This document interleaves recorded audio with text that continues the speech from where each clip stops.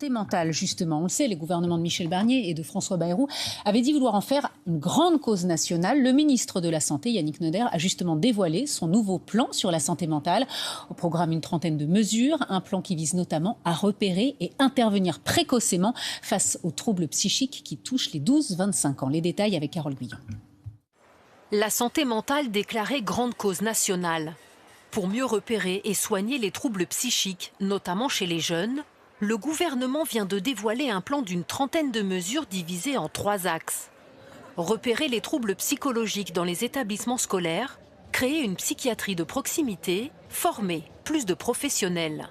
Il faut former pour pouvoir repérer. Il y a du secourisme en santé mentale. 165 000 personnes ont été formées jusque-là. Moi, je souhaite que nous ayons 300 000 personnes formées aux gestes de secourisme mental pour justement dépister, pour pouvoir repérer. Car le nombre d'incidents dans les établissements scolaires est en légère hausse.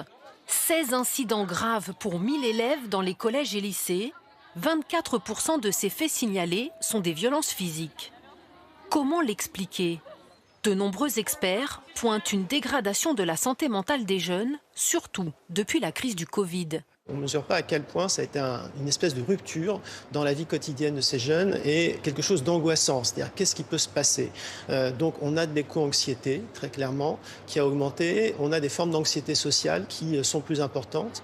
Si le plan santé mentale prévoit de mieux prévenir ces troubles, son financement en revanche n'a pas encore été précisé. Effectivement, on n'a pas eu de chiffres sur le nombre de créations de postes, sur les moyens. On a actuellement 7 800 infirmières de l'éducation nationale pour 15 millions d'élèves et d'étudiants. Il faudrait, pour pouvoir répondre aux besoins de l'ensemble des élèves, qu'il y ait 15 300 postes supplémentaires. Les troubles psychiques touchent près d'1 Français sur 3. Environ 2 millions de patients sont pris en charge en psychiatrie chaque année.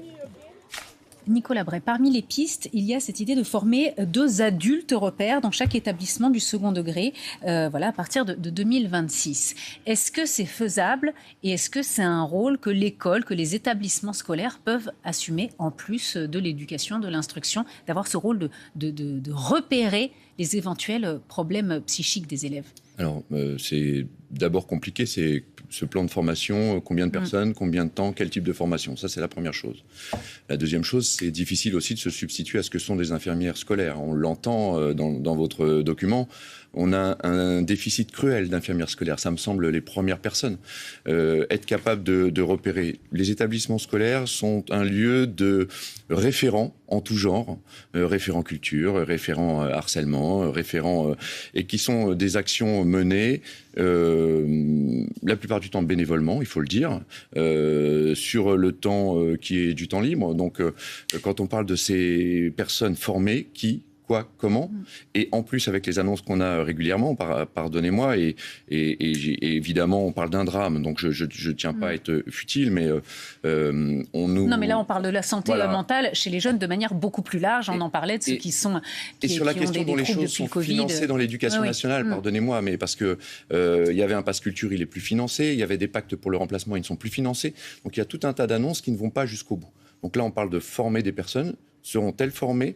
Auront-elles du temps pour ça, pour exercer ce à quoi elles seront formées et auront-elles des rétributions pour ? Ce qui nous semble important, c'est qu'il y a des infirmières et des médecins scolaires. C'est pour nous prioritaire. Et oui, effectivement. Et on rappelle, 7 800 infirmières de l'éducation nationale pour 15 millions d'élèves. Il faudrait recruter, c'est ce que disait l'intervenant dans notre reportage, 15 300 infirmières scolaires. Bruno Falissard, est-ce qu'effectivement, l'idée de former des référents au sein des établissements, c'est une bonne idée ? Ou est-ce que quand même, on parle de santé mentale, de troubles parfois psychiques, psychiatriques, et c'est quand même un métier qui est difficile, avec une vraie formation, et que voilà, c'est peut-être pas à l'école d'avoir ce rôle-là. Qu'est-ce que vous en pensez ?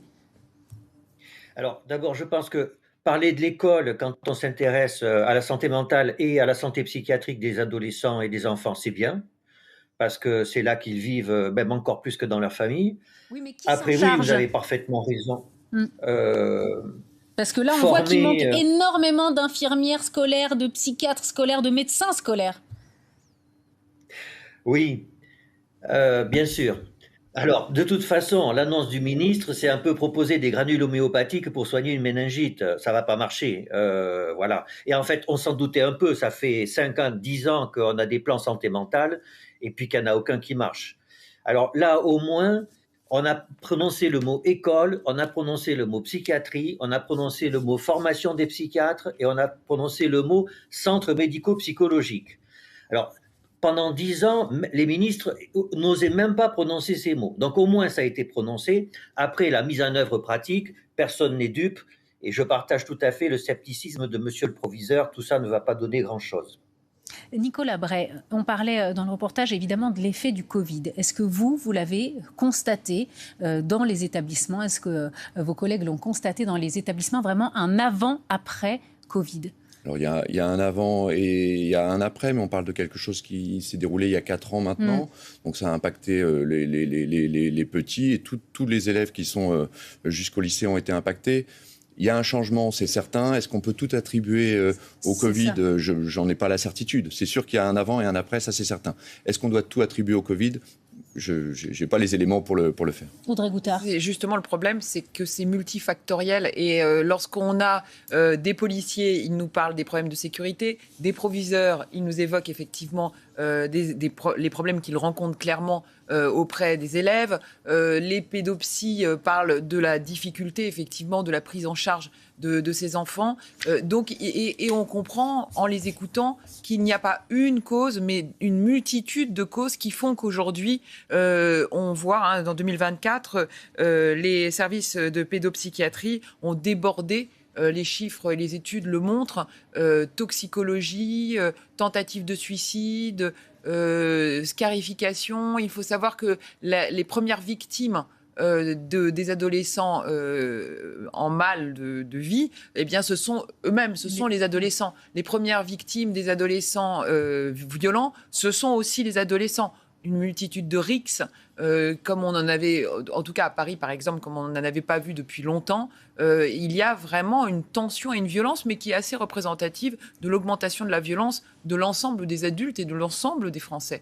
Donc les adolescents ne sont que des éponges, finalement, de ce que notre société véhicule. Bruno Falissard, vous vouliez réagir? Oui, alors d'abord, on a des données maintenant très fiables. C'est avant le Covid que ça a commencé à monter. Dès 2017, on a une augmentation des tentatives de suicide, et cette augmentation, on la voit essentiellement chez les adolescentes, beaucoup plus que chez les adolescents. Et comment ça s'explique selon vous? Alors là, il faudrait beaucoup de temps pour en parler, mais je pense quand même que les réseaux sociaux et le harcèlement est beaucoup plus important chez les filles que chez les garçons. Et puis, les violences sexistes et sexuelles touchent quand même beaucoup plus les filles que les garçons, et on les verbalise beaucoup aujourd'hui, ça crée sûrement une tension psychologique chez les jeunes.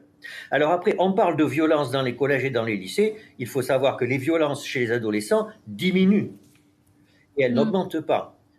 Ce sont les homicides qui augmentent, mais surtout à cause du narcotrafic. Donc, vous voyez, il faut vraiment regarder les choses un peu avec lucidité. Effectivement, être précis dans les faits. Nicolas Bray, est-ce que, comme le disait Bruno Falissard, effectivement, il n'y aura peut-être pas énormément plus de moyens, et c'est surtout ça peut-être qu'il faudrait, mais est-ce que quand même, comme il le disait, parler de psychiatrie, de suivi, de médecins, de parler de troubles de santé mentale à l'école, dans les établissements scolaires, est-ce que c'est déjà un premier pas qui va permettre peut-être de libérer la parole, de dédramatiser certaines situations en se disant on peut en parler parce qu'aujourd'hui, on accepte qu'il y ait ces troubles-là et qu'on les identifie et qu'on essaie de les repérer le plus tôt possible? C'est important, mais à notre niveau, on est capable de détecter un certain nombre de choses sans être spécialiste, des choses qui nous inquiètent.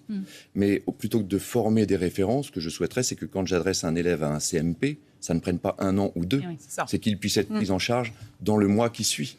Parce qu'on a parfois des inquiétudes, et il y a des familles qui ont les moyens qu'on peut envoyer en ville, et puis des familles pour lesquelles nous sommes très démunis et pour lesquelles il n'y a absolument aucune consultation. Et plutôt que des référents, on voudrait des infirmières, des médecins, et pouvoir adresser rapidement à un CMP les élèves. Oui, il faut savoir que depuis 10 ans, les CMP, donc les centres médico-psychologiques, qui ont toute leur importance puisqu'ils sont dans différents quartiers, notamment dans des quartiers difficiles, et les CMP sont en relation avec les écoles, sont en relation avec les parents. C'était un lien tout à fait important, à la fois pour l'enfant et puis pour les différents interlocuteurs, et comme vous, monsieur, qui essayez de trouver des solutions et lorsque vous repérez le cas d'un élève en désespoir. Mais le problème, si vous voulez, c'est que depuis 10 ans, eh bien, on a coupé complètement les budgets des CMP. Il y a des CMP à Paris notamment qui ont fermé, dont les effectifs n'ont pas été remplacés. Il y a eu une règle qui voulait, c'était il y a une dizaine d'années, que lorsque un pédopsie d'un CMP ou un orthophoniste partent à la retraite, ils ne soient pas remplacés. Donc, aujourd'hui, c'est le grand désespoir, notamment pour les familles qui n'ont pas les moyens de se payer les services d'un psy en ville. Eh bien, ils n'ont pas d'interlocuteur. Et vous avez raison, les listes d'attente sont de 1 an, 2 ans. C'est un vrai problème, mais un problème parce que l'État a abandonné vraiment cette psychiatrie et cette psychologie et cette aide aux enfants et aux proviseurs, notamment comme vous, monsieur. Justement, Bruno Falissard, le ministre annonce vouloir porter le nombre d'internes en psychiatrie de 500 à 600 par an à partir de 2027. Mais est-ce qu'il y aura des candidats ? Parce qu'on disait qu'il n'y a pas de moyens, mais il y a aussi parfois un manque d'attractivité. Absolument, vous avez tout compris.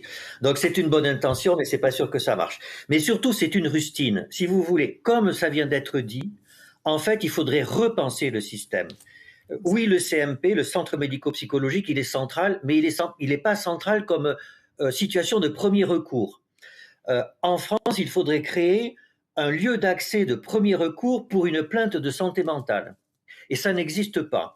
Il existe des médecins généralistes, la médecine scolaire, les psychologues scolaires, il y a des pédiatres, il y a des psychologues libérales. Vous voyez, tout ça, c'est morcelé. Et là, il faudrait réorganiser tout ça, faire que les gens travaillent ensemble, et à un moment où on dit qu'on n'a plus d'argent, eh ben ça coûterait rien. Réorganiser, ça ne coûterait rien et ça rendrait le système plus efficient. Ça permettrait de ne pas emboliser les CMP qui, eux, doivent se concentrer sur les patients les plus graves. Merci beaucoup Bruno Falissard d'avoir été en direct avec nous sur France Info. Merci Nicolas Bray d'avoir été sur ce plateau avec nous cet après-midi. Merci Audrey Goutard de m'avoir accompagné et de nous avoir éclairé sur cette thématique. Merci à tous les trois.